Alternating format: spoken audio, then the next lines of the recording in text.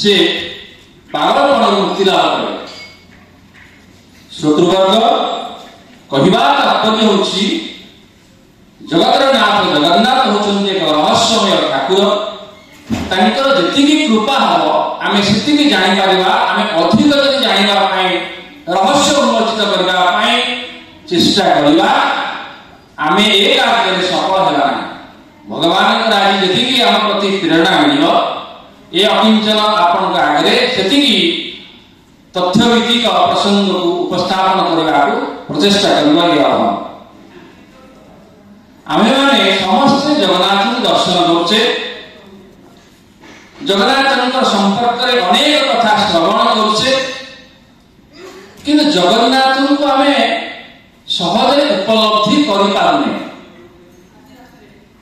जगन्नाथ एठी अछंती आम भीतर अछंती बाहर अछंती बहिरंतश्च भूतानां अचरं चरमेव सूक्ष्मत्वात् अविज्ञेयं दूरस्थं चान्तिके च तत् से दूर अछंती से निकट अछंती आम शरीर भीतर अछंती बाहर मध्य अछंती किंतु आमे ताकू देखिबा पई अवलोकन करिबा पई किंबा ताकू उपलब्धि करिबा पई आमे सक्षम हेउना काहे ता सूक्ष्मत्वात् श्रीमद् भगवद गीता अति सुंदर भाव में विवेचन करला जे सूक्ष्मत्वात् अविज्ञेयम जे इति सूक्ष्म तत्व ताहाको जानिबा संभवपर नुहे क्यों माने कहा जाए गीता मध्ये पुनर्वार कहा मनुष्यां सहस्रेषु कश्चित् जगति सिद्धये जगतांपि सिद्धां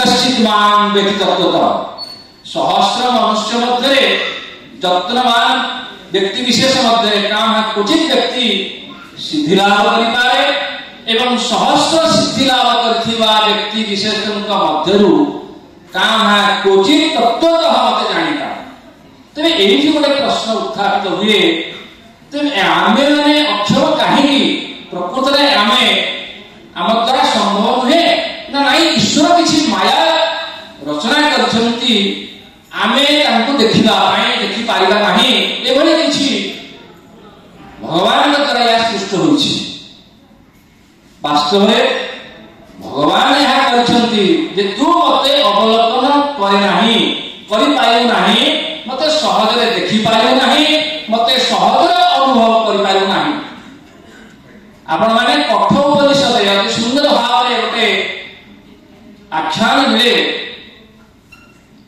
जे सेतरे कहा जाय छी परांचि खानी यत्रुन स्वयंभू तस्मात् परां पश्यन्ति न अंतरात्मन भगवान कहे मो जते मो चलाक कम करछि ना जते सृष्टि रचना करी सर्जना करी मो मनुष्य मान को सृष्टि करी सत किंतु मनुष्य मान के मध्य जो इंद्रिय को देली पंच ज्ञानेन्द्रिय पंच कर्मेन्द्रिय मो तांको कहिले तुमे बहिर्जगत रे भाष तुमर इंद्रिय मानकर बहिरागमन हे तुमे भीतर को न पस आखि को बाहर जगत रे परिभ्रमण करे बाहर दृश्य उपभोग करे कान को बाहर को श्रवण करे बाहर जिनिस भीतर को प्रवेश करना जीवा को बाहर स्वाद विषय वासना को चाखे अर्थात कहला तात्पर्य भगवान निजे ईश्वर निजे सृष्टि रचना करबा समय रे आम्भवानंकर इंद्रिय को बहिर गमन कराई अर्थात आम माने बाहर बुलिबा भीतर को आम प्रवेश कर पारिबा नाही सहज भगवान कहे किमिता है भीतर को माने प्रवेश करिवे ना कश्चित धीर कौन सी स्थितवान व्यक्ति स्थित प्रज्ञा व्यक्ति कश्चित धीर प्रत्यगात्मनम ऐच्छत दर्शन करबा पई अनुभव करबा पई कौन काम क्वचित प्रज्ञान व्यक्ति समर्थ किमित समर्थ सी हुए ना ऐच्छत आवृत चक्षु चक्षु बाहर फिटे चक्षु को आवृत कर दिया बंद करके मते भीतरे आत्मस्थ हो तापर मते जाय देखि पारिबो मते अनुभव करि पारिबो ऐच्छत आवृत चक्षु अमृतत्व मिछन तनो आमे जतले आवृत चक्षु हवा आमे जतले अंत स्तर दिबा अंतर अनुशीलन करिबा अंतर्गामी हवा बहिर्गमन प्रक्रिया को बंद कर देबा तबे ईश्वर निश्चित भाव हमको धरा देवे आम ईश्वर को अनुभव कर पारिबा। तेणु यही सूत्र आम पाइबा उपनिषद। आम माने आज प्रसंग विशेष भाव में देखा जे आपण माने सदा शुणुथिबे गोटे श्लोक ए श्लोक को आम जदि व्याख्या करबा गोटे गोटे शब्द को आम जगन्नाथंकर चेतना जगन्नाथंकर विषय संपूर्ण भाव ज्ञान आहार करबा समर्थ हेबा। जद्दारो ब्रह्ममूर्ति प्रणवतनुधरं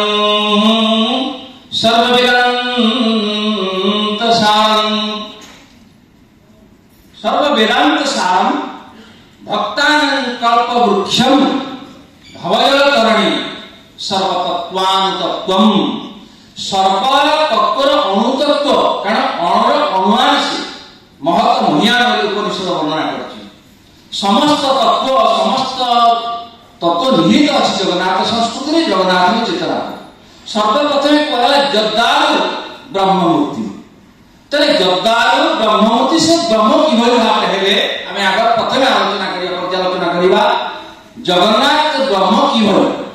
तले ब्रह्म शब्दर अर्थ कोन वर्णना करा जायछि उपनिषद बा वेदांत शास्त्र मान करे कारण सर्व वेदांत सार होचंती जगन्नाथ।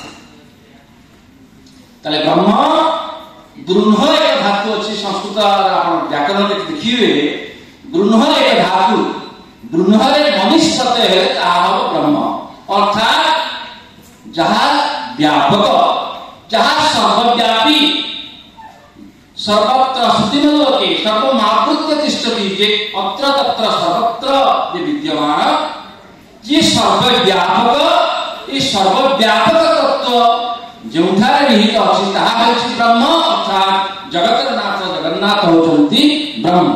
परम ब्रह्म से होचंती केवल ब्रह्म होती से होचंती परम ब्रह्म परम धाम पवित्रम परमं भवान। तो यही जो ब्रह्म निरूपण करा जायछि आपण सीतास्तर उपनिषद आरंभ करी तैतरीय उपनिषद अति सुंदर भाव व्याख्या करा जायछि ताले ब्रह्म शब्दर अर्थ कोन ताको आलोचना करिया पुंखानुपुंख भाव रे ना जतो वा इमानि भूतानि जायन्ते तैतरीय उपनिषद हुए जतो वा इमानि भूतानि जायन्ते जेन जातानि जीवन्ति जत प्रयत्न विसंविशन्ति तत् जिज्ञासत्व तत्व ब्रह्मेति। ताले ब्रह्म शब्दर अर्थ कोन हला ना जतो वा इमानि भूतानि जायन्ते ए समग्र भूतादि मानव प्राणी मानव जी रचना करछि जे सृष्टि करि पारे जे पालन पोषण करि पारे जे निज ठारे विलीन करि पारे से होछि ब्रह्म। एवं भावे संज्ञा निरूपण करागला। तेबे जगन्नाथଙ୍କ क्षेत्र आपण देखो जगन्नाथ जगन्नाथ ताले जगन्नाथ ब्रह्म किबरि से उत्पन्न करि पारंती पालन करि पारंती एवं संहार करि पारंती कि ना निश्चित करि पारंती। प्रथमे ज शब्द आपण देखो जगन्नाथ ज जायते इति ज समग्र प्राणी मानव को सचराचर जीव जगत को जे सृष्टि करि पारे से होची ज अक्षर प्रथम दिया गला जगन्नाथ गया गच्छति इति ग जे विलीन होई जो जे पड़ी जो अर्थात संहार शक्ति होया जगन्नाथ के कार्य से होती ग गच्छति इति ग स्थियते तिष्ठति इति त जे रहिबो बा जे सस्टेनिंग पावर नार कहला जे स्थिति पालन करि पारे जे पालन पोषण करि पारे से होती त अर्थात जगत कहले जगन्नाथ कहले आ मुझे नाथ शब्दर न अर्थ नाथ अर्थ कहया पे या कुछ नहीं अर्थात सर्वश्रेष्ठ तत्व होचंती जगन्नाथ तत्व सर्वश्रेष्ठ दर्शन होती जगन्नाथ दर्शन। तेणु सृष्टि स्थिति संहार शक्ति जो महापुरुष बा जो देवता ठारे निहित अछि जो ईश्वर ठारे निहित अछि से होचंती जगन्नाथ से होचंती परम ब्रह्म। एवं ये जगन्नाथ होचंती ब्रह्म। ये क्यों प्रकार ब्रह्म सगुण साकार ब्रह्मंकर तीनोटी आपण देखिबे रूप एक साकार बा सगुण साकार रूप गोटे निर्गुण निराकार रूप एवं गोटे आकारी आकारी आपण शब्द प्रायतः आपण शास्त्र रे दृष्टिगोचर होइना ताले निर्गुण जे किछि ताकर गुणातीत अछि सत्वना रज तम तीन गुण जे उद्धर से होते निर्गुण ताले सगुण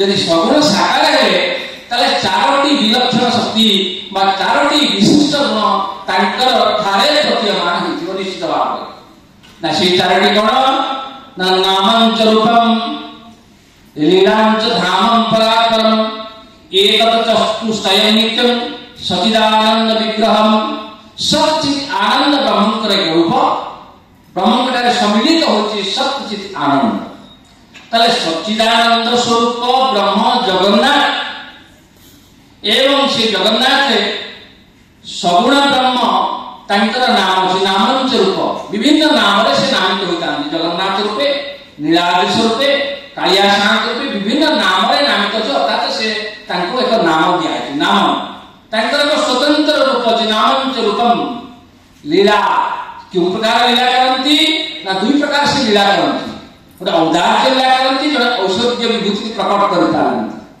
तो ऐश्वर्य लीला अछि ना औदार्य भक्त मान दर्शन दियो भक्त मान कुंडई पकंती भक्त मान स्पर्श करंती भक्त मान को सेवा करिवा से सुযোগ देखछंती अर्थात औदार्य लीला कान कथारे प्रकाश होछि एवं ऐश्वर्य लीला कान पाखरे प्रकाश होछि तेनो नामंच रूपम लीलांच धाम से होछि परम धाम प्रतीक कारण सर्वेशं अपि क्षेत्राणि राजासि पुरुषोत्तम सब क्षेत्र मान भितरे राजा होछि पुरुषोत्तम क्षेत्र परम पवित्र धाम होछि तेनो धामर महिमा एठी प्रकटित होछि क्षेत्र रे तेनो नाम अछि रूप अछि लीला अछि एक चतुर्गुण विशिष्ट गुण परिप्रकाश होइबार से होतंती जगन्नाथ महाप्रभु सच्चिदानंद विग्रह अर्थात परम ब्रह्म तेणु ये श्लोकटी आम उच्चारण कले जद्दारु ब्रह्म मूर्ति से प्रकृतरे ब्रह्म मूर्ति द्वितीय कथा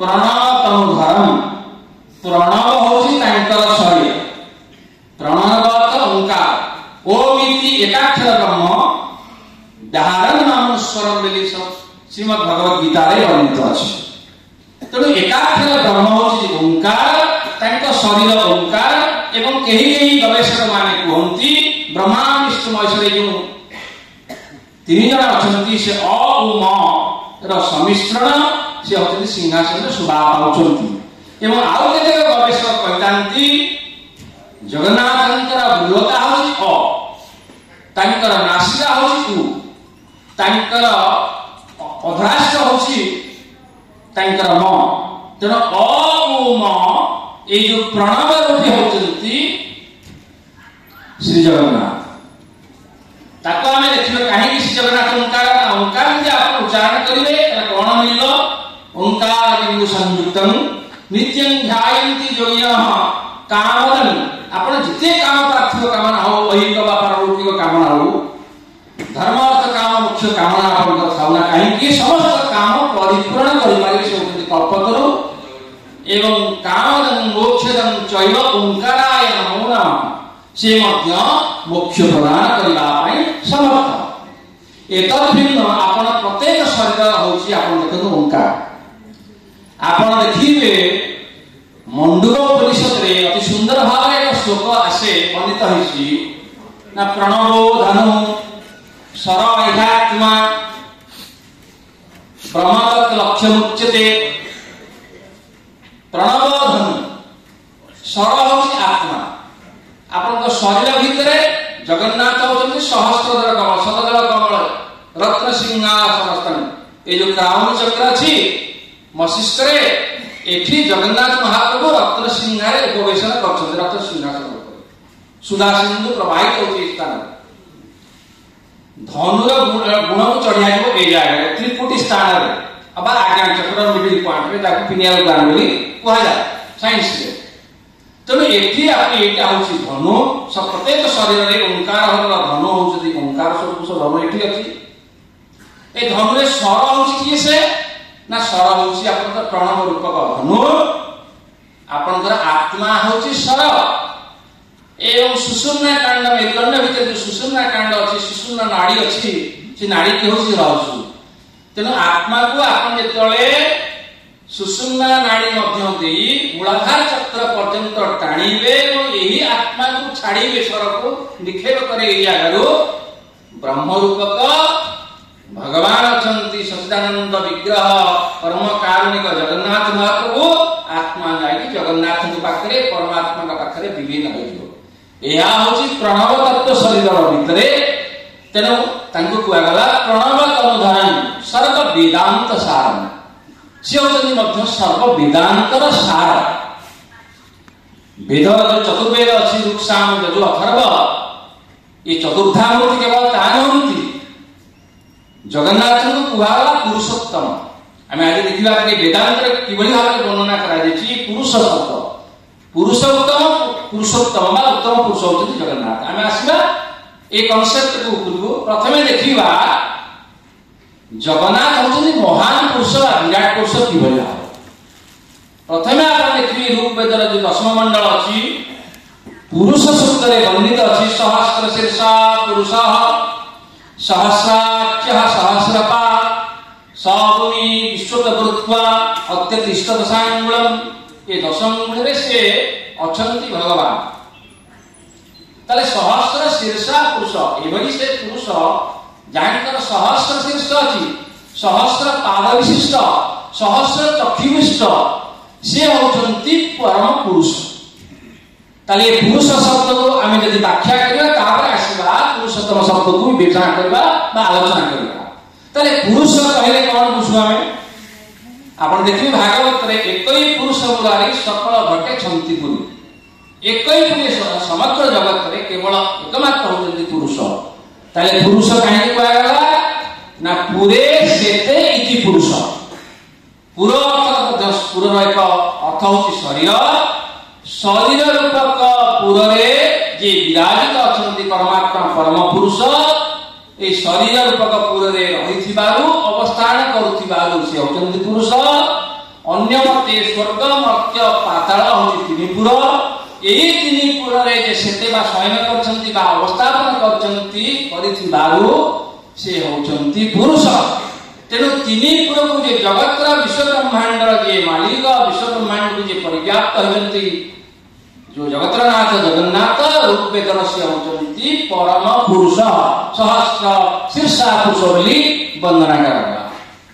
पुरुष आउ एक अर्थ अच्छी पूर्णत्वादि पुरुष से पूर्ण होगला पुरुष जगन्नाथ होती पूर्ण पूर्णमदः पूर्णमिदं पूर्णात् पूर्णमुदच्यते पुण्यस्य पूर्णमादाय पूर्णमेवावशिष्यते। से पुण्य जिते आप काढ़ी देवे से ही पुण्य ही परिशेष रहियो। कारण जगन्नाथ ही 16 कला कहूँ कलाए नंद कला 16 कला पूर्णतार प्रतीक हूँ 16 कला। तेणु जगन्नाथ 16 कलारे अवतीर्ण होती धरापृष्ठ तेणु संपूर्ण रूपे पूर्णता प्रकाश पाऊँची पूर्णत्वा पुरुष। तेणु संपूर्ण रूपे से पूर्ण होइथिबा जगन्नाथ से होचंती पुरुष। आउ एक अर्थ अछि पुरुष शब्दर पोषणादि पुरुष ये समग्र जगत को परिपोषण करि पारे भरण पोषण करि पारे तांको आला पुरुष।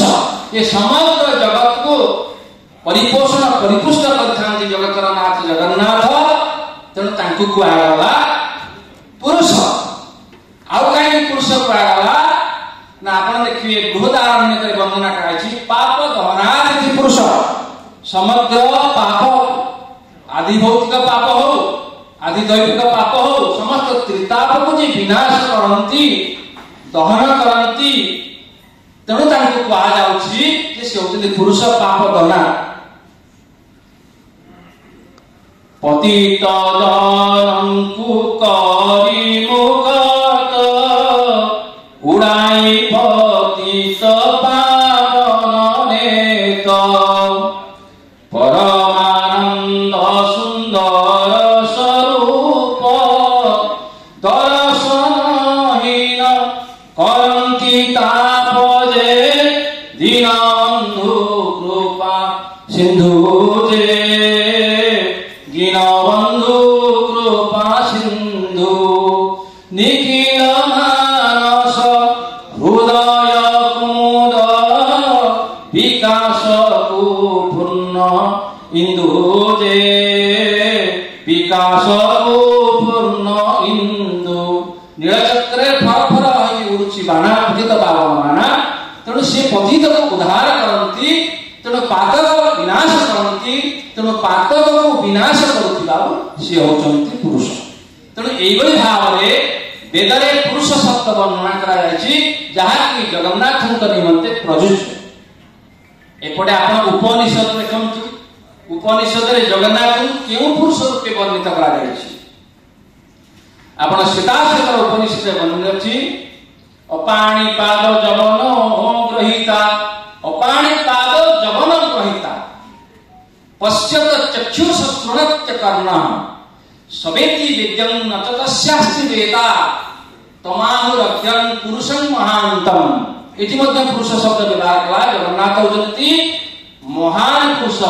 से काहेकि महान पुरुष ना तांकर अपाणि पाद, तांकर पाणी नाही, तांकर हस्त नाही किंतु सर्वग्राही, तांकर पाद नाही किंतु से होचंती द्रुतगामी, तांकर चक्षु नाही किंतु से होचंती सर्वद्रष्टा, तांकर कर्ण नाही से होचंती सर्वश्रोता। सी जगत को जानी पारंती समस्त अंतर्जामी, ये सह अंतर्जामी, से समस्त अंतर कथा जानी पारंती। सी सवेत वेद्यं न च तस्यास्ति वेदा, किंतु तांकु केही जानंती नाही। तमाहुर अग्र्यं से होचंती आद्य पुरुष, पुरुषं शाश्वतं दिव्यं आदि देवं, तांकु कहला आदि देवं, से होचंती आदि पुरुष, से होचंती प्रथम पुरुष। तमाहुर अग्र्यं, तेणु अग्र शब्द व्यवहार कला। तमाहुर अग्र्यं पुरुषं महान्तम्, ये पुरुष महान्तम् महान पुरुष होचंती जगतर नाथ जगन्नाथ जी उपनिषद मध्य वर्णित करा जायछि। एवं भावे स्कंद पुराण मध्य तांको वर्णना करागला। नमस्तनंताय सहस्रमूर्तये सहस्र कोटि युवधारिणे नमः। सहस्र नाम्ने शाश्वते पुरुषे सहस्र कोटि युवधारिणे नमः। सहस्र नाम्ने शाश्वत पुरुष से होचंती, से होचंती अपरिवर्तनीय सत्ता। प्रलय हेले मध्य तांकर परिवर्तन आसे नाही, प्रलय हेले मध्य से विलीन होत नाही, नाश जानती नाही। तेणु अपरिवर्तनीय सत्ता होचंती जगन्नाथ महाप्रभु। एवली भावे स्कंद पुराण जो श्लोकटी नमस्तनंताय सहस्रमूर्ते ए शब्द मध्य प्रयोग करा जायछि। वेदरे वेदरु आनीत करा जायछि परवर्ती पर्याय। एवली भावे स्कंद पुराण मध्य तांकु शाश्वत पुरुष अविनाशी पुरुष रूपे वर्णना करा जायछि। सेइवली भावे आपण देखन श्रीमद् भगवत गीता मध्य ए पुरुष शब्द आसे। परम पुरुष बा परम पुरुष होचंती भगवान सच्चिदानंद स्वरूप। उपद्रष्टानमंता, इतना तो सुंदर कथा वर्णना करागला। उपद्रष्टानमंता, उपर्थ निकटरे, निकटरे से रही अर्थात आम शरीर भितर रही सब श्रवण करि पारंती, सब देखि पारंती, सर्वद्रष्टा। उपद्रष्टानमंता भक्ता भोक्ता महेश्वर, से भोक्ता समस्त भक्षण करती, भोक्ता से आघाण करती, भोक्ता महान ईश्वर से होचंती परमात्मेति चाप्युक्त। ताको कोन कहला ना परमात्मा। परमात्मेति चाप्युक्त पुरुष पर, परमात्मेति चाप्युक्त परम पुरुष बा पुरुष पर देह अस्मिन् पुरुष पर। एई देह की अछि ना परपुरुष बा परम पुरुष अछंती। जगन्नाथ महाप्रभु बा परमात्मा परम पुरुष रूपे ए शरीर भितर अवस्थापन। सेवली भावे पुरुषोत्तम अध्याय वर्णना करागला। ए समग्र जगत रे तीनोटी पुरुष अछंती। गोटे क्षर पुरुष, गोटे अक्षर पुरुष एवं गोटे उत्तम पुरुष। ए तीन पुरुष द्वाविमौ पुरुषौ लोके क्षरश्चाक्षर एव च। क्षरः सर्वाणि भूतानि कुटस्थ अक्षर उच्यते। परम पुरुषः उत्तमः पुरुषः स्तुन्यः परमात्मेति उदाहृतः जो लोकत्रयं आविश्य विभक्त व्ययमीश्वर। एवं भावे ए श्लोक प्रयोग करा जायछि श्रीमद् भगवत गीतार पुरुषोत्तम अध्याय। अर्थात द्वाविमौ पुरुषौ लोके, ए लोकरे संसार रे जगत रे दुईटी पुरुष अछंती। जोटे क्षर पुरुष, काहे क्षर कहला ना तांकर अवक्षय अछि। जे क्षयशील ए समग्र संसार रे ए समस्त प्राणी विलीन घटिता है, विलय घटिता है। अर्थात आम समस्त शरीर पतन घटिता है। अर्थात समस्त प्राणी होती क्षर पुरुष। एवं द्वितीय पुरुष होती किए से ना अक्षर पुरुष। जहाँ क्षय ना शरीर को जे चलायमान कर शरीर भीतर जे आत्म स्वरूप जे अवस्थापित से आत्मा जहाँ गीता अछेद अक्षेद अशस्य एवं जो परम सत्ता ये सत्ता होती अक्षय सत्ता अव्यय सत्ता जहाँकर क्षय नहीं सी होती आत्मा।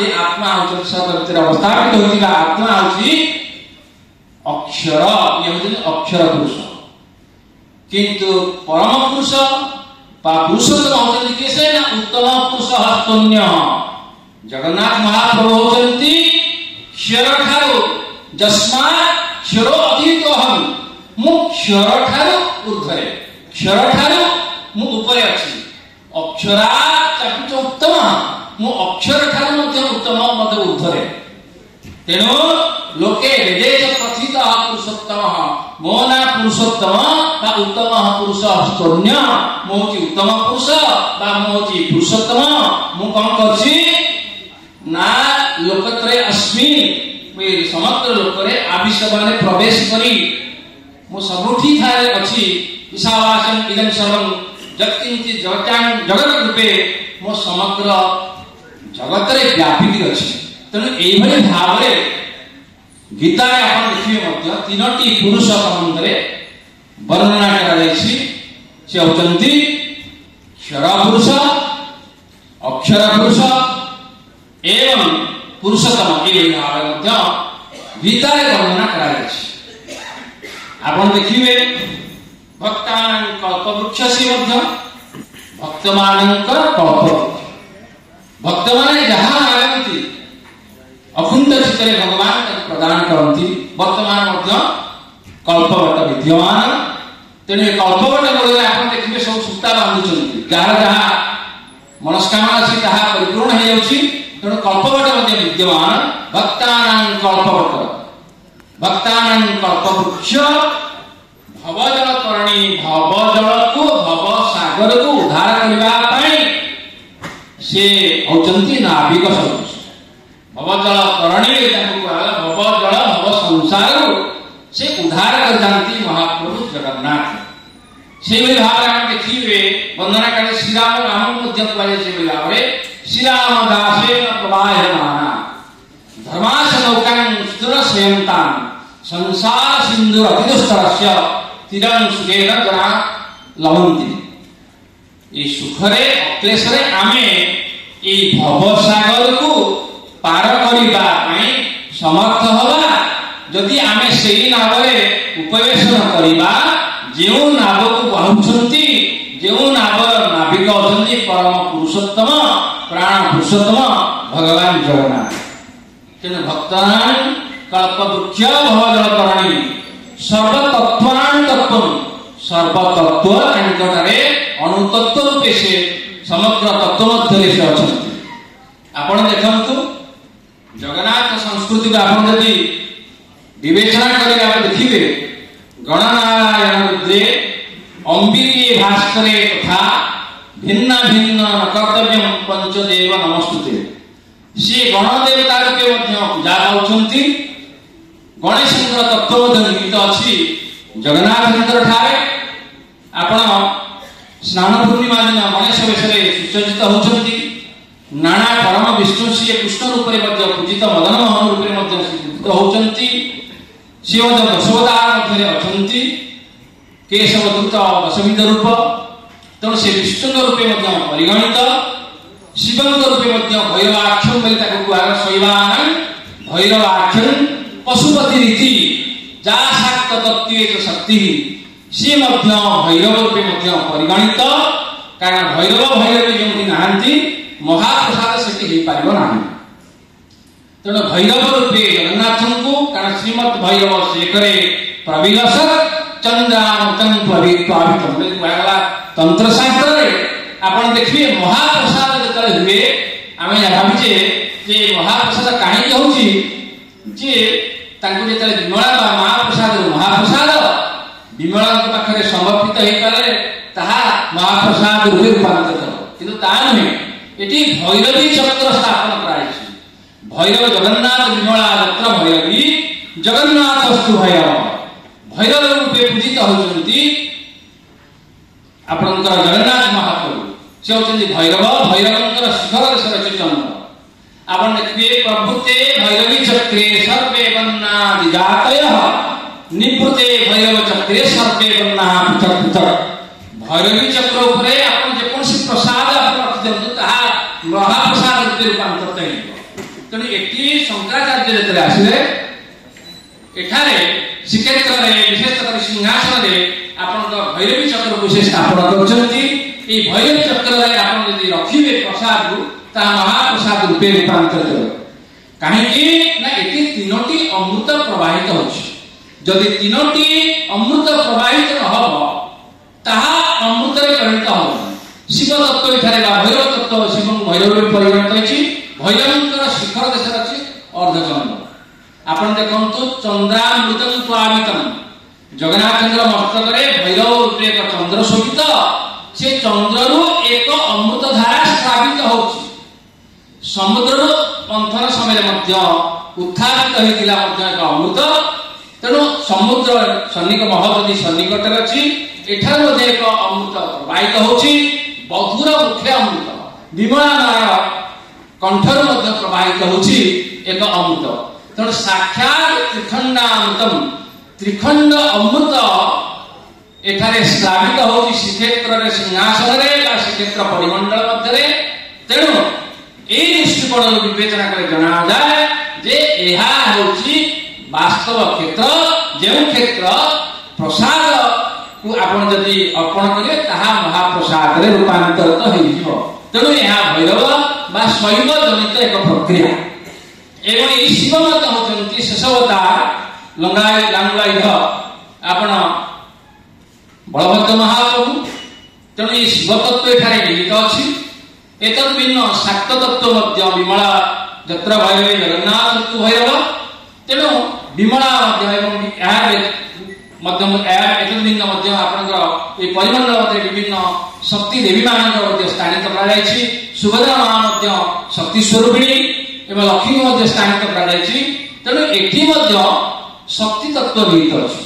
तेणु एठारे शैव तत्व निहित अछि वैष्णव तत्व अछि गाणपत्य तत्व अछि समस्त तत्व निहित थिबार सर्वतत्वान तत्व होचंती महाप्रभु श्री जगन्नाथ एतद् भिन्न आपण देखंतु बौद्ध माने मध्य ताको बुद्ध रूपे स्वीकार करे बौद्धानां बुद्ध रूपम ऋषभ रतिवरम जैन सिद्धांत सारम बुद्ध माने मध्य बुद्ध मतावलंबी माने ताको बुद्ध रूपे स्वीकार करे आपण महाशिव गुप्त जने होचंती कलिंगर राजा थिले महाशिव गुप्त बुद्धंकर दंत धातु को श्रीक्षेत्र रे स्थापन कले श्रीमंदिर रे ताहा स्थापित हैला एवं ई दंत को पूजा अर्चना करा गला तेणु सेमाने कहउछथि बौद्ध मतावलंबी माने मत पोषण करउछथि बुद्धंकर दंतावशेष जेहेतु एठारे रही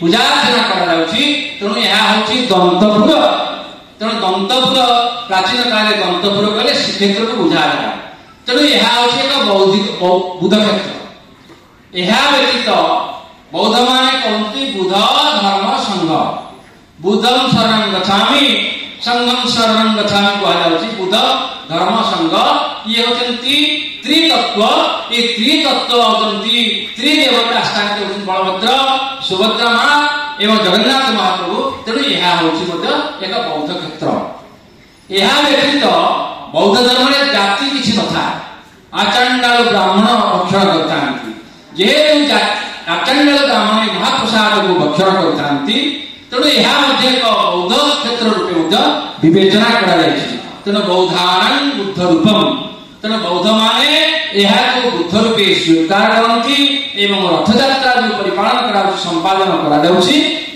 बुद्ध माने जंत को रथ रे स्थापन करी रथयात्रा संपादन करितांती तेणु सेतुरो एई रथयात्रा आनित होई बोली कहि गवेषक माने मत पोषण करितांती तेणु एई सब दृष्टिकोण जना जाए यह मध्य होती एक बौद्ध क्षेत्र बौद्धानां बुद्ध रूप जैन सिद्धांत सार एतद व्यतीत आपण देखिबे ओडिशार तत्कालीन कलिंगर जड़े तंत्र उपासक थिले तांका नाम होची आपनकर से एक ग्रंथ रचना कले ज्ञान सिद्ध ग्रंथ इंद्रपति नामक राजा थिले ज्ञान सिद्धि नामक से ग्रंथ रचना कले ये ज्ञान सिद्धि नामक ग्रंथ रे एक मंगलाचरण अति सुंदर भाव वर्णित कले प्रणिपत्य जगन्नाथ सर्वजीन परार्चितं सर्व बुद्धमयं सिद्धिं व्यापिनो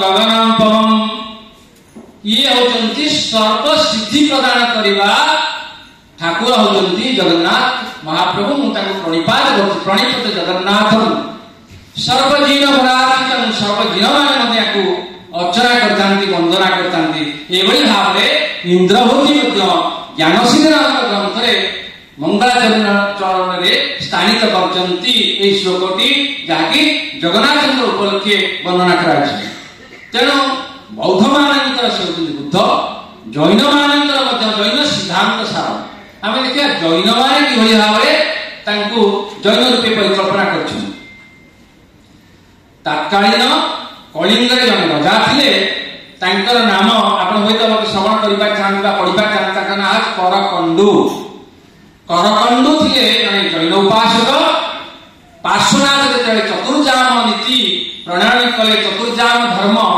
कलिंग प्रचार प्रसार करने को आगमन करते शिष्यत्व ग्रहण करते पार्श्वनाथ ये करकंडू नामक राजा पार्श्वनाथ दीक्षा ग्रहण कर सारा पार्श्वनाथ एक आयुध हूँ सर्प ये सर्प नाग एक इंद्रमणि नीलमणि रे एक सर्प नाग को प्रतिमा को से तैयारी कर निर्माण कर स्थापन करते श्रीक्षेत्र में पूजार्चना करते तेणु पार्श्वनाथ मूर्ति नाग प्रतीक रूपे नाग को स्थानित पूजार्चना कराई अर्थात यह हूँ जैन क्षेत्र एत भिन्न खारवेल समय आप देखिए खारवेल एक नगरी को खनन करते से नगरी रे एक मंदिर निर्माण करते कहला महाजीन भवन तेणु महाजीन भवन नामक एक मंदिर रचना कले श्रीक्षेत्र एठारे महाजीन अर्थात ऋषभनाथ प्रतिमा को से स्थानित करते ऋषभनाथ जेहेतु प्रथम आद्यनाथ होती आदिनाथ ये आदिनाथ को से पूजार्चना करागला अर्थात श्रीक्षेत्र हूँ जैन मतावलंबी मान हूँ एक जैन क्षेत्र यहाँ व्यतीत आप देखिए ये सब 22 पावछ जैन माने कहते 22 जन तीर्थंकर तेणु 22 जन तीर्थंकर को लक्ष्य करी ये 22 पावछ निर्माण करा मंदिर प्रांगण भितर बोली कहीं कहीं मत व्यक्त कर व्यतीत आप देखु जैन धर्म आत्मा सहित परमात्मार मिलन करने तीनोटी नीति को अवलंबन करा सत्कर्म सज्ञान सद्विश्वास यहाँ कहुए जैन धर्म त्रिरत्न तेणु यही त्रिरत्न स्वरूप त्रिधा मूर्ति अर्थात बलभद्र महाप्रभु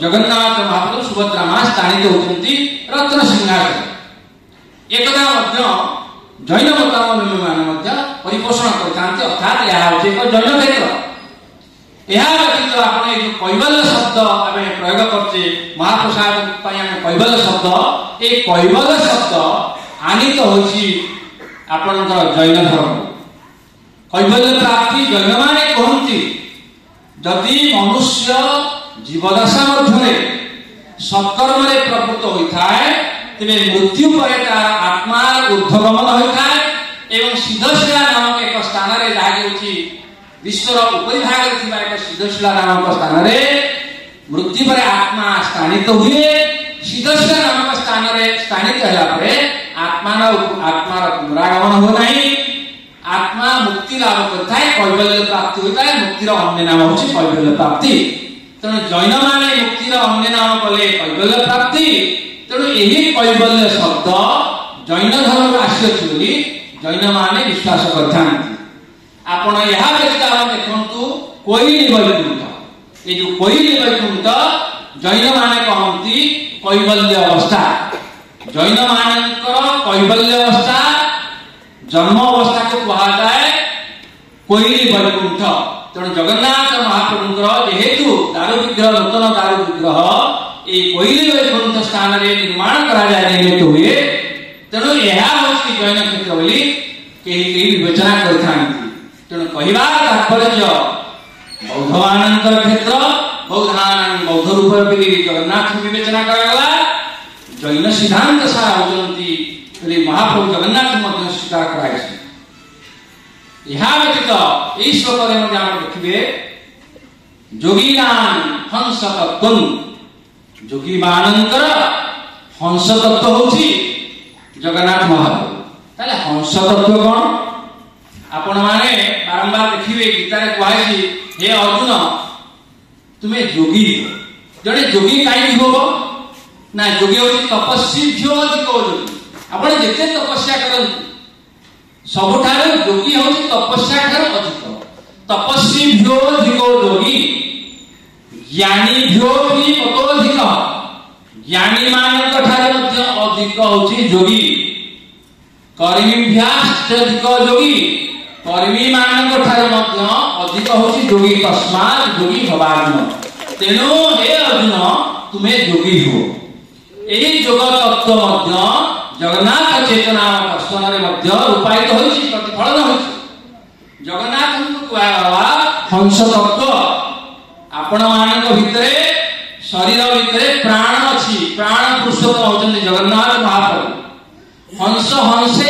मंत्र जीव जपति सर्वदा ये हंस मंत्र अजबा जप चली शरीर में अहर्निशी गोटे सुस्थ लोक गोटे मिनिट 15 थर संपादन करते निश्वास प्रश्वास 24 घंटा 21,600 आम निश्वास प्रश्वास संपादन श्वासक्रिया आम संपादन करूथा हकारेण बहिर्गत ह कहीं हंस ना हकारेण बहिर्गत सकारेण विशति पुनः हकार रे बाहर बाहर सकार रे भीतर को अपाने विभूति प्राण श्रीमद् भगवत गीता ये जो प्राणवायु अपान वायु यातायात होची ये होची हंस तत्व योगीनां हंस तत्व ये प्राण पुरुषोत्तम प्राण रूपे हंस रूपे विवेचना बा प्राण रूपे चलप्रचल करछन शरीर भितरे एतद भिन्न आपण देखंतु श्वेताश्वेत उपनिषद वर्णना करावा आम भितरे नवद्वार अछि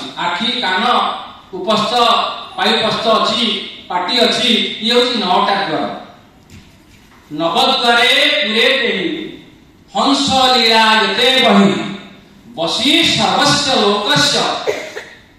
लोकस्य स्थावरस्य चरस्य ए नवद्वार शरीर भितरे जो 9टी छिद्र अछि ए शरीर भितरे जो नवद्वार अछि ए नवद्वार रे हंस रूपे विराजित हंस रूपे चायमान होचंती महाप्रभु ए महाप्रभु जेतले छाड़ी एक छिद्र बाटे जिवे आमे माने मृत्युवरण करला आपण माने देखंतु जेति की आपनकर मृत्यु समय देखिबे गोटी छिद्र मध्य देकी गोटी पास करथि आपण बडे तत्व पास करथि अर्थात झाड़ा आपण जे मृत्युवरण करिवे झाड़ा के आपण मल त्याग करिवे किबा जे मानकर जीवनटा जीवन शक्ति परिसा बाटे जी परिसा आइबा विद्युत स्खलन हे जीव से बली भाबे काटिटा मेला हे जीव बा छप बाहर करबो नाकरे कत रक्त बाहर कर नाकर बुढ़ी जाए आखि गोटे आखि तराटी देथिब कान बुढ़ी जीव अर्थात एक छिद्र मध्य देई ए प्राण पाइबा ईश्वर बा परमात्मा परम पुरुष ए शरीर को छाड़ी के दिबे कारण से नवद्वार रे जगत के अछंती मिले आमे बंची छे ए नवद्वार भितर एक द्वार मध्य से छाड़ी के दिबे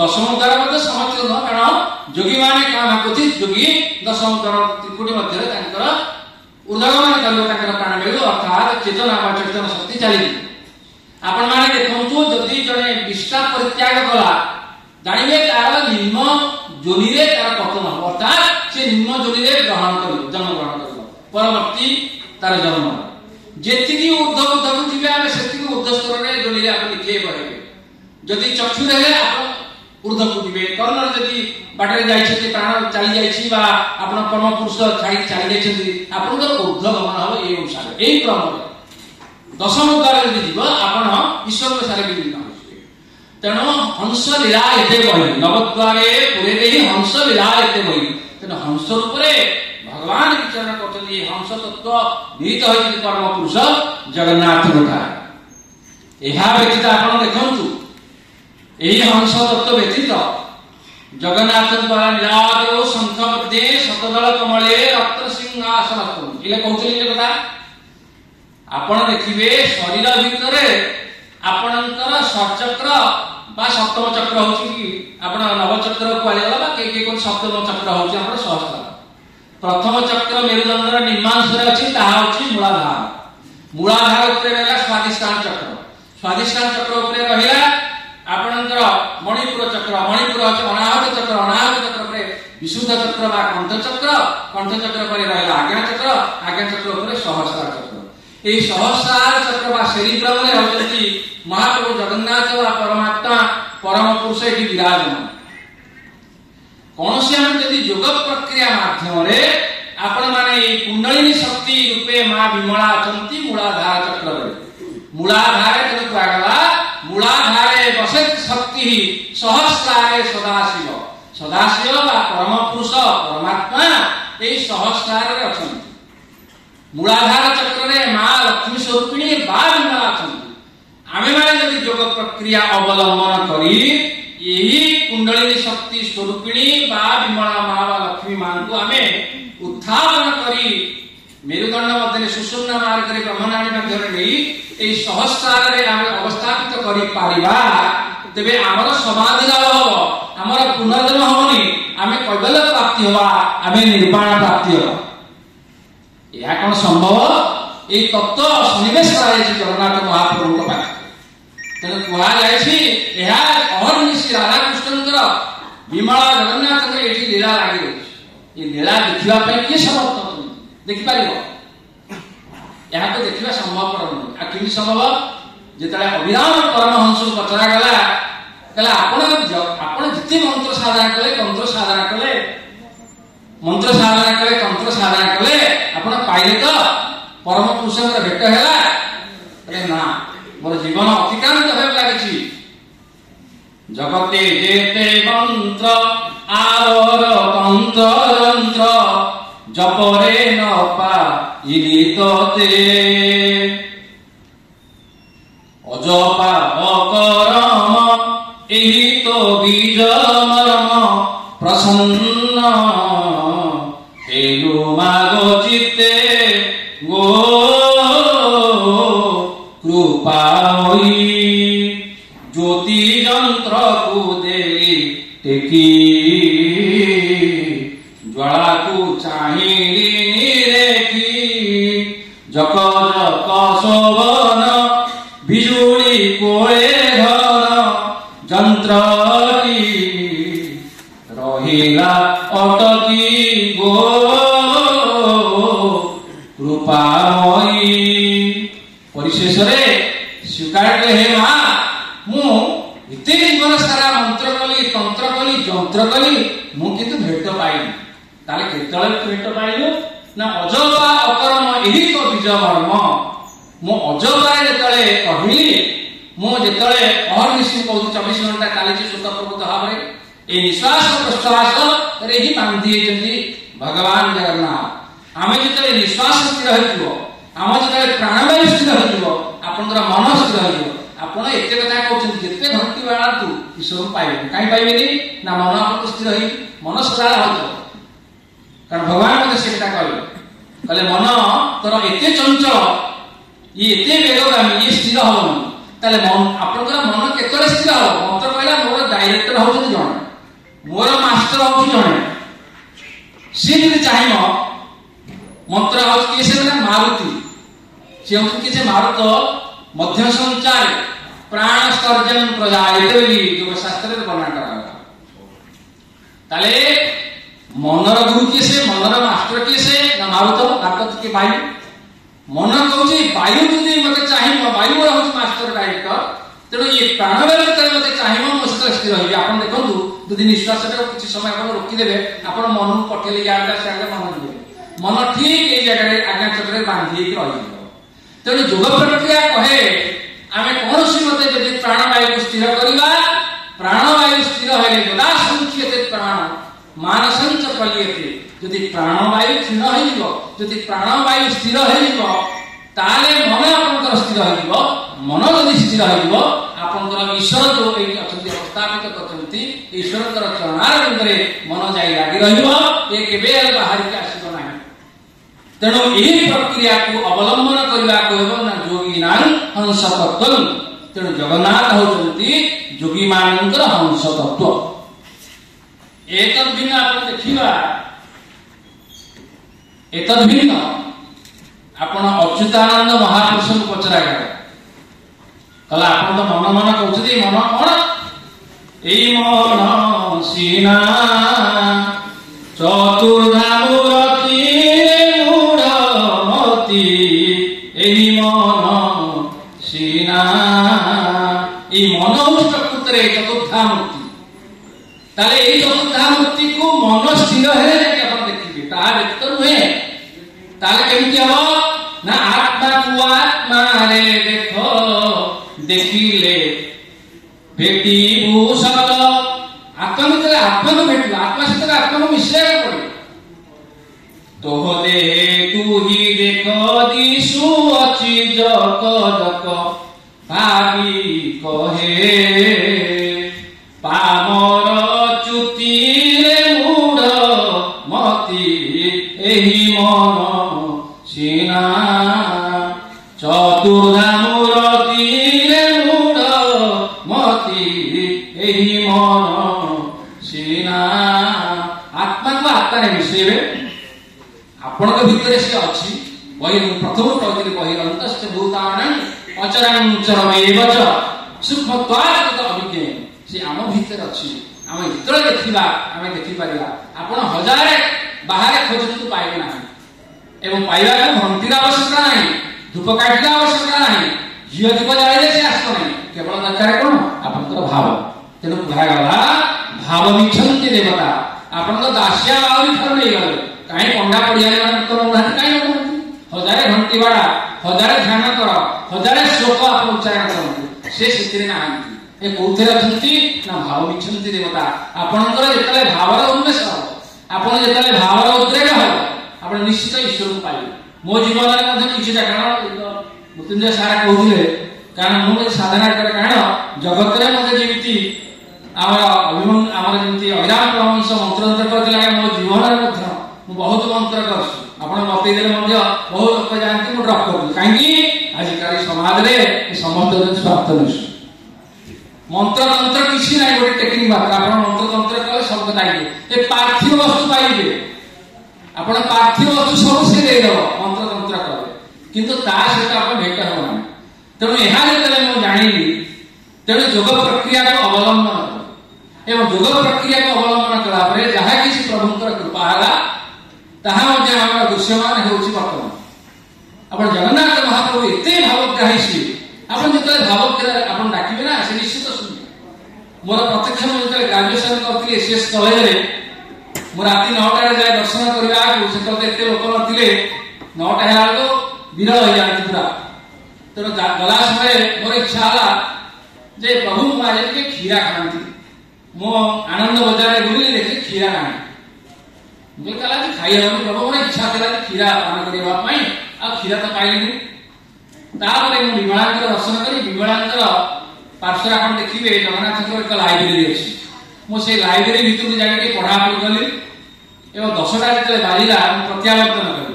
ପ୍ରତ୍ୟାବର୍ତ୍ତନ କରିବାକୁ ବାହାରିଛି, ମତେ ଜଣେ ବାବୁ କହିଲେ, ପୂର୍ଣ୍ଣଚନ୍ଦ୍ର ମହାପାତ୍ର ଯିଏ ଥିଲେ ସେକ୍ରେଟାରୀ, ଆଜ୍ଞା କଣ ବାହାରିଛନ୍ତି, ଆପଣ ଟିକେ ରୁହନ୍ତୁ। ମୁଁ କହିଲି କାହିଁକି କହିବି ନା, ଏଠି ଗୋଟେ ପ୍ରସାଦ ସେବନ ଆଜି ବ୍ୟବସ୍ଥା ଅଛି। ସେଠି ପ୍ରସାଦ ସେବନ ହେଲା, ଆପଣ ବିଶ୍ୱାସ କରିବେ ସେଥିରେ ମଧ୍ୟ କ୍ଷୀରା ପରିବେଷଣ କରାଗଲା। ତେଣୁ ଏଥିରୁ ଆପଣ ଯେପରି ଏତେ ସେ ଭାବଗ୍ରାହୀ, ଆପଣ ଭାବରେ ଯଦି ଡାକିବେ ନିଶ୍ଚିତ ସେ ଶ୍ରବଣ କରିବେ। ଆଉ ଭାବ ନାହିଁ ତ ଜୀବନରେ ଆଜ୍ଞା କିଛି ନାହିଁ। ମୋର ଆହୁରି ବହୁତ ଅନେକ ଅଭିଜ୍ଞତା ଅଛି। କାରଣ କରୋନା ସମୟରେ ଗୋଟେ ମୁଁ କୁମ୍ଭରେ ବସି ପୂଜା କରେ, କୁମ୍ଭରେ ଗୋଟେ ନଡ଼ିଆ ଦେବା ପାଇଁ ମୋର ଇଚ୍ଛା ହେଲା, ଦେଖିଲା ବେଳକୁ ବଜାରରେ ଯେ ପଇଡ଼ ମିଳିଲା ନାହିଁ। ମୁଁ ଗୋଟେ ଯାଉଛି ଜଙ୍ଗଲ ଭିତରେ, ଗୋଟେ ମହାପ୍ରଭୁ ଅଛନ୍ତି, ଶିବ ମନ୍ଦିର ଅଛି, ମତେ ଯାଉଛି, ମୁଁ ପ୍ରଭୁ ହଉ ଠିକ ଅଛି, ଆଜି ତ ବନ୍ଦ ଅଛି କରୋନା ଯୋଗୁଁ, ମାର୍କେଟ ଆଜି ବନ୍ଦ, ଆଜି ବୋଧେ ନାରିକେଳକୁ ସ୍ଥାପନ କରିହେବ, ସେମିତି ପୂଜା କରିକି ଗୋଟେ ଆମ୍ବ ଡାଳରେ ଥୋଇ ଦେଇକି ପୂଜା କରିବି। ବିଶ୍ୱାସ କରିବେନି, ମୁଁ ସେ ଜଙ୍ଗଲଟା ଭିତରେ ଦେଇକି, ନଡ଼ିଆ ଗଛ ଭିତରେ ଦେଇକି ମୁଁ ଯେତେବେଳେ ପ୍ରଭୁଙ୍କର ଶିବ ମନ୍ଦିର ସନ୍ନିକଟ ହେଲି, ସେତିକିବେଳେ ମୋର 5-6 ଫୁଟ ଦୂରରେ ଗୋଟେ नारीकर कथित है पढ़ा एवं एत खुशी हो गली मुझे प्रभु यहाँ ही आपण आज देले मत लिए तू रिक्त हस्ते जानी यहाँ नहीं तू कलश पर स्थापन कर तेना आप जीवन में आप देखिए बहुत कथा अच्छी अकुहा कथा कारण किं वर्णया तब रूपम अचिंतवेत से तो अवर्णनीय तत्व से अचिंतनीय तत्व ताको केवल आप जानीपारे केवल अनुभव करेंगे आप गोटे छोटिया कथा कहूँ मु विभिन्न प्रकार गीता बही पढ़े समस्त प्राय भारत बाहर जो गीता इंटरप्रिटेशन कर सब आनी पढ़े बहुत जीवन में बहुत बड़ा लाइब्रेरी कर बहुत ग्रंथ मु अध्ययन करें किंतु ग्रंथ सीना अध्ययन कले किंतु असल तत्व केतला मिले जानती जिते मेडिटेशन कराए कारण आप असल जिन असल ज्ञान पाइबे केतले ना ध्यान लभते ज्ञान पुस्तक पठन नुह पुस्तक पठन बा लोक मानकर श्रवण करबा द्वारा महापुरुष मानकर वाणी आपन हे ज्ञान ताले असल ज्ञान केतला आसीबो ना आपन हृदय विराजित हो उन्मेष हो केवल ध्यान लभते ज्ञान ज्ञान आसीबो प्रकृत ज्ञान जेतले ध्यान करिवे एभली एक ध्यान अवस्था रे थिली गुरुंकर निर्देश अनुसार जे ध्यान प्रक्रिया हम करते जाई ध्यान रे थिला अवस्था रे मु कहली प्रभु ये चातुर्वर्ण्यं मया सृष्टं गुणकर्म विभागसः ये चातुर्वर्ण जो ब्राह्मण क्षत्रिय वैश्य शूद्र ये चार वर्ण प्रतीक चतुर्धा मूर्ति मतलब ये जो चारि वर्ण प्रकृत का ब्राह्मण गीता कहला चातुर्वर्ण मया सृष्टं गुणकर्म विभागसः गुणकर्म अनुसार कौन ये विभाग कराई ऋग्वेद कहला कौन ना ब्राह्मण मुखंगा आसीत बाहुराजन्यकृत ब्राह्मण माने बहुत चला किले कहले ब्राह्मण माने भगवान के मुख जाता है से श्रेष्ठ किंतु या नहीं आसीत शब्द अर्थ थिला प्रत्येक व्यक्तिर मुख होचदी एई पर्सन ब्रेन होची मेन जिंस भाइटल जिंस तो प्रत्येक भाइटल जिंस प्रत्येक शरीर एकी होची आपन ब्राह्मण हाथ रक्षा करते ये क्षत्रिय वश्य होची आपन रूप पाद समग्र चलमान करती से होची सूत्र किंतु ये कथा हम जानिथिली जे पाठ पढी किंतु मेडिटेशन में प्रभु यार आ कोन उत्तर आसे झलक आसिला मेडिटेशन समय रे कले चातुर्वर्ण महाशिष्ट अर्थ आ गोटे अर्थ अछि बोले केउ अर्थ अछि जहा पर देखि पहिले पाइबे कारण या मोर सुखी भाव अनुभव करछि ताले कोन ना आपनकर देखन तो मन बुद्धि आपनकर बा शरीर इंद्रियाणि प्राण्याहु इंद्रिय परम मन शरीर होची उत्कृष्ट शरीर ठार उत्कृष्ट इंद्रिय इंद्रिय ठार उत्कृष्ट मन मन ठार उत्कृष्ट बुद्धि बुद्धि ठार उत्कृष्ट होची कि शरीर भीतर आत्मा ताले शरीर होची कि जे शरीर द्वारा परिचालित जी केवल शरीर भावना शरीर को भल रखिबी शरीर भीतर इंद्रिय द्वारा उपभोग करबी इंद्रिय द्वारा जे परिचालित जे शरीर द्वारा परिचालित से होची शूद्र এই ভাবনাটা আমার আসে দ্বিতীয় কথা যে মন দ্বারা পরিচালিত সে হচ্ছে বশ্য মাঝি কোঠা করি আজ বাড়ি করি মো ধন কমে ইয়ে হচ্ছে বশ্য ভাবনা মন দ্বারা পরিচালিত শরীর দ্বারা ইন্দ্রিয় দ্বারা যে পরিচালিত সে শুদ্ধ মন দ্বারা যে পরিচালিত হয় সে হচ্ছে বশ্য বুদ্ধি বুদ্ধিরে আছে জড়তা বুদ্ধিরে আছে বিচার বিমর্ষ ক্ষেত্রীয় হলে বিচার সদা বিচার বিমর্শ যে করে জীবনের আর কিছু না বিচার বিমর্শ দ্বারা শ্রেয় तेणु विचार विमर्श करुवा व्यक्ति विशेष कहला क्षत्रिय आत्मचिंतन जो माने करते से माने होती ब्राह्मण आपण माने यदि शूद्र होइबी आत्मचिंतन रे निमग्न हेबे त आपण ब्राह्मण ए जो भाषी आसला मानस पटल रे ए जो जिंस ए जो कांसेप्टटा कोन से पहिले नथिला अर्थात कहला तात्पर्य योगी नाम युगत तत्व आपण माने यदि किछि निरवता रक्षा करे किछि 5 मिनिट के 10 मिनिट के आपण मेरुदंड सीधा करी आपण बसु आपण ये देखिए आपनकर शरीर निश्वास प्रश्वास 15 टन 20 थर 25 थर प्रवाहित हो मोर परीक्षा करिए मोर बहुत कम काहे ना प्रतिदिन मेरुदंड बसिक हम सीधा करी बसिबे आपण किछि दिन पर आपण देखिबे आपनकर ये जो प्राणवायुटा क्षीण होई संकुचित होई आस्ते आस्ते 15 थर कमियो 14 थर 13 थर 12 थर करबो जेति के कमियो ईश्वरकर अलौकिक लीला से आपण संस्कृति लाभ तेणु कहवा तात्पर्य होची आपण स्थिर होई जते बसिबे आपण मन स्थिर हो